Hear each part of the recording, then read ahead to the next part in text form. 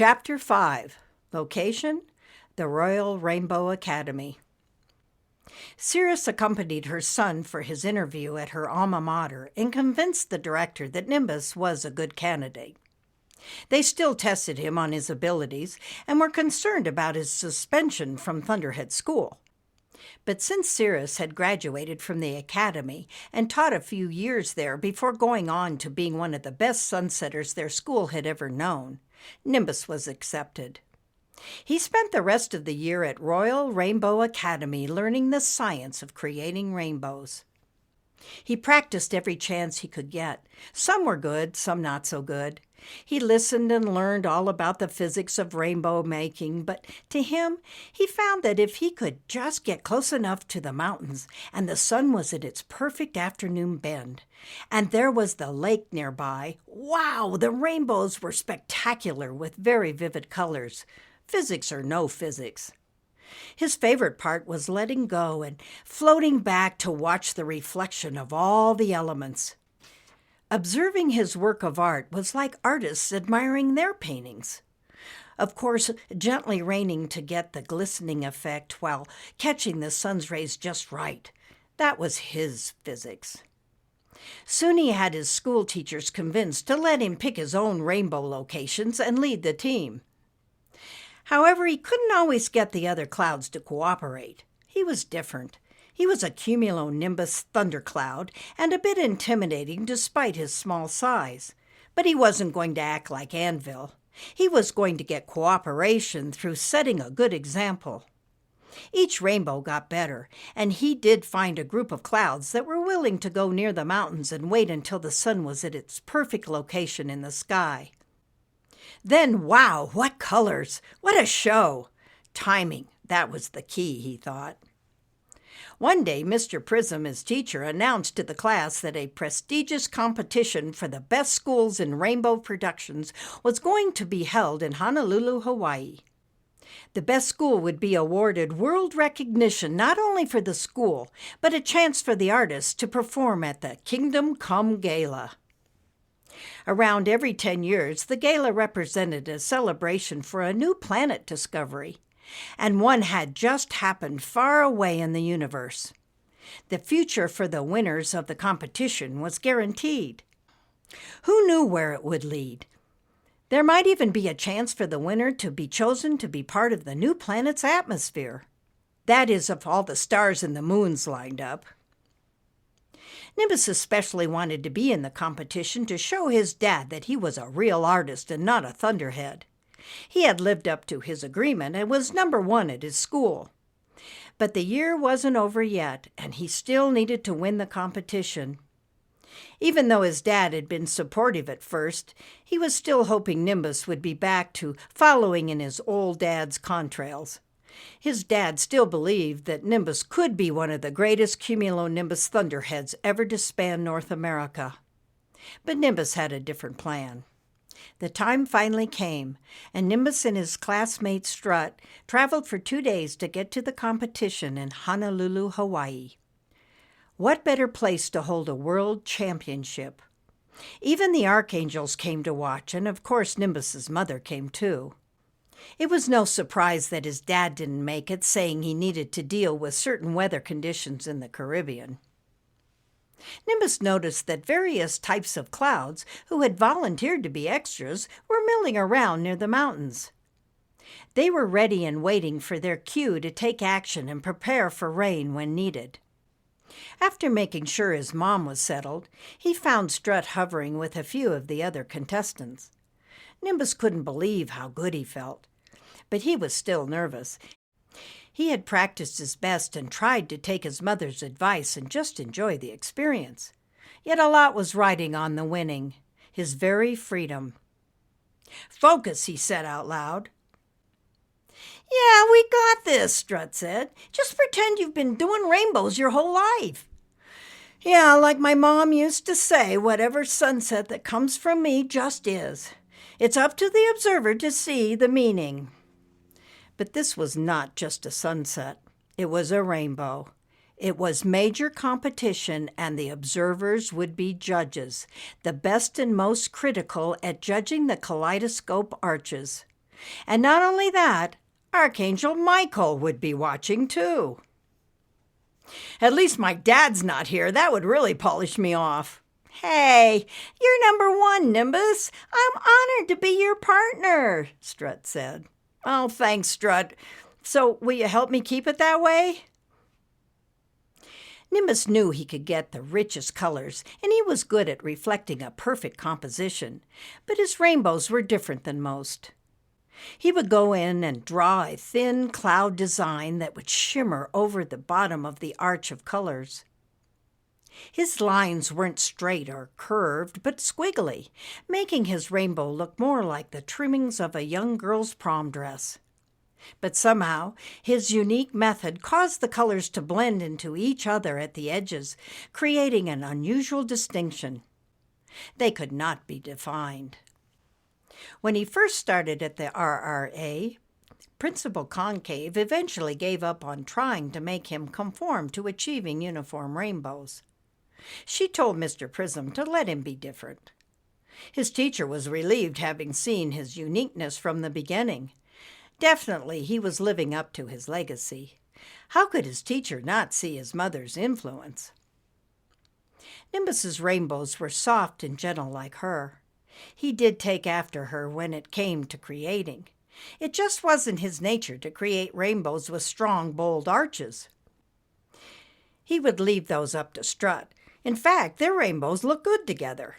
There was contrast with their diversity. No one would ever be bored seeing their display. Also, Nimbus chose Strut to be his partner because he was the only one that could manage to keep close enough to Nimbus during practice without either washing out or covering over his creation. The idea was to create two spectacular and separate creations right next to each other. The closer one could get to the other, the more points they'd earn. The stronger cloud seems to have the brighter reflections of colors, but Nimbus and Strut were different. Who but the best judges in the world could pick the best? Each performance from the other contestants were perfect in every way. Then it was Nimbus and Strut's turn. All you can do is your best, Mr. Prism stated. You are different, and that's what makes an artist famous. Remember Vincent van Gogh? But didn't he have to die first before anyone thought he was any good? Strut asked.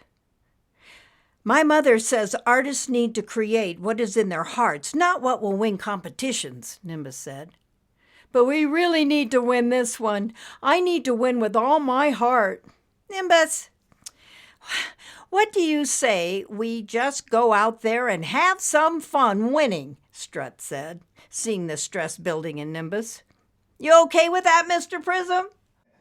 Go for it, boys, as long as it's good and entertaining fun. Principal Concave is counting on you. Nimbus took a deep breath to settle himself, then noticed that some of the clouds over the mountains were screwing around, not even in the first stage of build-up. How are we going to get their attention, Strut? Do they think that it's all over? We need less rain and more mist anyway, Strut said. This is a good thing. I thought we needed more rain, Nimbus asked. What was happening? He had never gotten confused like this before, but then he never was under such pressure to succeed. Hey, you picked me to keep you straight. Since the sun is closer to the ocean's horizon, we will have to adjust. So actually, being last is the best. So pull yourself together, champ. Okay, I'm with you, Nimbus said, trying not to breathe himself into a spin. Just don't forget to reverse those scallop shapes so that the humps are facing the water, Strut shouted as he got into position. I'll start raining, then start my design midway between the buildings at the ocean, Nimbus yelled back. I plan to land about a football field's length out at sea. You rain above me like we rehearsed. Roger that, Strut shouted. On your mark, get set, go, the official shouted. Nimbus shot off and rained in an arch high in the sky.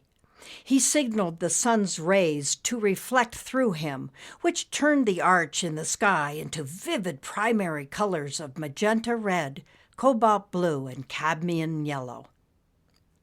By the time his rainbow started to squiggle and the scallop designs started to appear, 3 new colors showed up of purple, orange, and green. It was quite spectacular, especially when Strut reigned above Nimbus, moving more out to sea.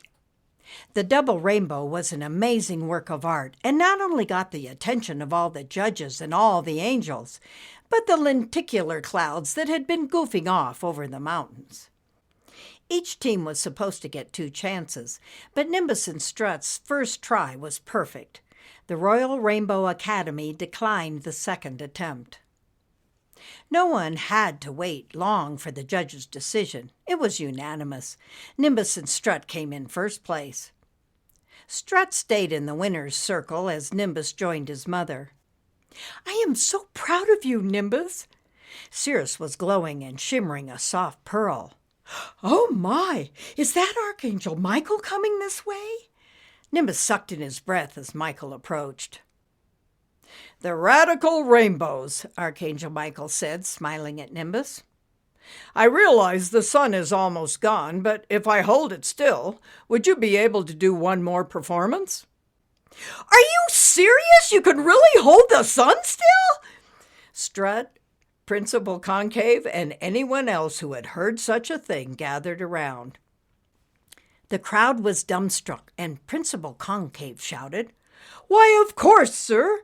In fact, I know that they can reverse the pattern so that you can see how versatile they are. Right, Nimbus?" Yes, but..." Nimbus hesitated and looked at Strut. Even though Nimbus was flattered, he was beyond nervous. He was overinflated from his win, and now he had to do it again. And it would surely be different. Since the unruly lenticular clouds over the mountains were all going to participate this time, what would it look like? "Come on, Nimbus," Strut said. "But the clouds, they're going to rain too much." "Where's your faith?" Strut said. He smiled at the Archangel and headed for the buildings. "Altitude, Nimbus! You got this! Just do that thing, but this time make the highest arch you've ever done before in your life and then dive for the water! Be radical!" "Okay, Strut, you're the engineer," Nimbus said. His nervousness was causing his mass to take a strange shape. He kept taking breaths to calm himself. "On your mark, get set, go!" Principal Concave shouted. Nimbus shot across the water, raining a mist over the low-lying sun's rays that reached out to him.